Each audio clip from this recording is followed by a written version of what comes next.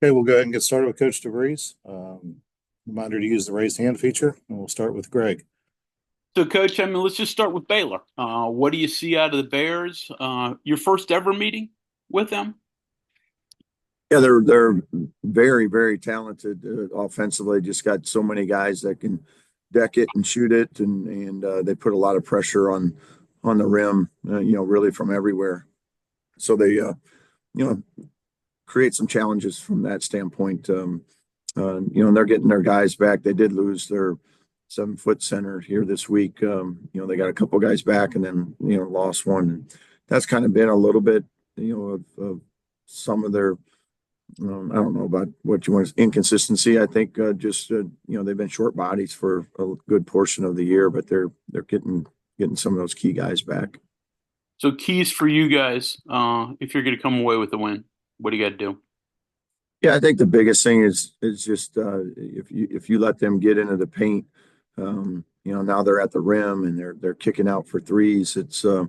Now it's easier said than done because they're so gifted as kind of individual players of going by you and getting by you. So that's our challenge. Is just we're going to have to be really connected as a team defense. John? That was looking up here. Couple oddities. They ran a little 1-3-1 against Houston. I mean, is that something specific to what Houston did, or is that something they're throwing in there? And they shot 58% and lost the game by 11. I mean, it's pretty. That's an odd thing to see right there. Yeah, they do it. It's kind of a tandem zone. It looks like a 1-3-1. They have all four guys above the free throw line, and then as the possession goes, it kind of drifts back into a 2-3.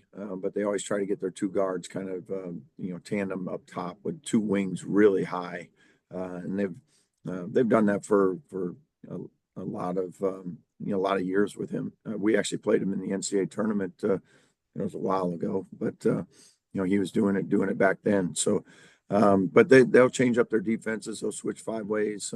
Sometimes they'll switch 4 ways, and then they'll throw in that zone, for a good portion of the game as well. But yeah, as you said, they played well. Just shot it well. Just Houston did too. One other thing here, with the way they're playing defense and all the different things that you've seen, I think with Javon's had 9 shot attempts in his last 2 games. Obviously, that's got to be a big focus for you guys to figure out ways to get him freed up for shots, right? Yeah, I mean that's something we're trying to do every game. That's now there's at times there's only so much you can do if you want to commit 2 people to him all the time. Now you got to take what they give you, and I think Javon's done that. He's had 9 assists and 8 assists in the last 2 games, and honestly, in the BYU game, that was as good as our offense has been. We'd scored almost 70 points, shot 55% in the second half. So I thought Javon did a great job of, hey, if you're going to face Garmy and do these type of things, it created a lot of opportunities for our other guys. So that's something that if defenses want to do it, we got to take what they give us, and he's done a good job of that.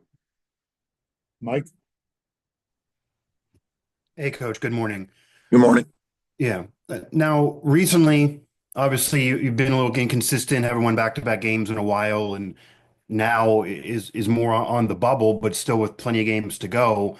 If you could characterize for fans, as John was talking about, recently other guys have stepped up, but Small's not been able to take over. Before, you talked about how you couldn't rely just on Small because he was scoring a lot, and then you needed other guys to step up, but it hadn't happened, hasn't been happening enough together in back-to-back games. Is there anything you can characterize on what's led to this decline? I mean, easy casual fan can point to Tucker being out, but you won big games without him. What do you think has led to this change the last 3 weeks? Yeah, I'll be honest. Like I think it's still like our offense is. When we lost Tucker, we lost some of our firepower on the offensive end, and that's no secret. I felt like a lot of those games, it was more of our defense that carried us, and that's what propelled us to some of those big wins. And in the games we've lost, it's been our defense that has let us down, and that's how we are going to win. Is when our defense is really solid and disciplined. And I thought the other night against against BYU, that's why we lost the game. And we allowed them to shoot 55% in the second half. Well, you're not winning those games. And we actually played good offense. We shot 55% in the second half. But defensively, we just made too many mistakes, and we just don't have that big a margin for error to allow that to happen. Kevin? There's a little bit of question about your pace. Obviously, I know you want to get early opportunity shots if you can, whether it's at the rim or even from three after moving the ball a little bit. But then do you want to be more deliberate with, some mindfulness about your shorter bench and things like that? And can it be difficult to say, hey, let's press it early, but then if it's not there, make sure we're patient to get the best shot available? Yeah, you're right. I mean, it's kind of which one you want to do, because we have to try to score in a broken floor. That gives us the best opportunity to get an advantage. But at the same time, we don't need a track meet with our rotations and things.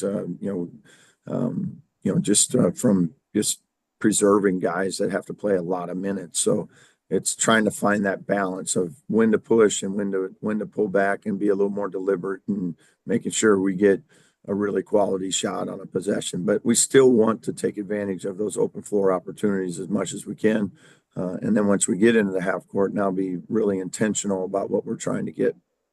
That doesn't seem like there's something, that you can do in a drill, that it's more just something you got to try to reinforce, discuss, and when it happens in practice, say, hey, this is where we want to take a beat and reset.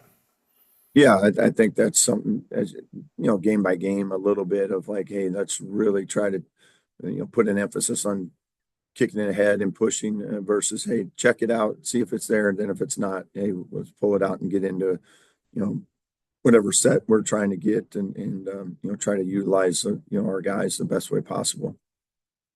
Cody? Hey, Darren. So you mentioned keeping Baylor out of the paint, and that was, what happened against BYU that you were upset about. So do you make adjustments going into tomorrow, or do you just kind of reestablish with the guys about how aggressive they should be and keeping guys in front of them? Yeah, I think it's more that just being more disciplined with our effort, and like I told the team, we played plenty hard enough. It just we didn't play with enough discipline on some things. We got a little too aggressive at times, and then they were able to get by us, and now they're playing downhill and playing a numbers game. So you still want our guys to be aggressive and into the ball, and but making sure they also can do a good job of keeping it in front. Anytime you start to get the ball and it gets behind you, now you're in trouble. So maintain that same mentality, but also do a better job of making sure you just got to keep it in front of us as much as possible. Justin? Hey, Coach. Good morning. How are you? Good. Hey, the talk of the defense kind of interests me in the sense that when you look at the overall stats, your defensive numbers are pretty good.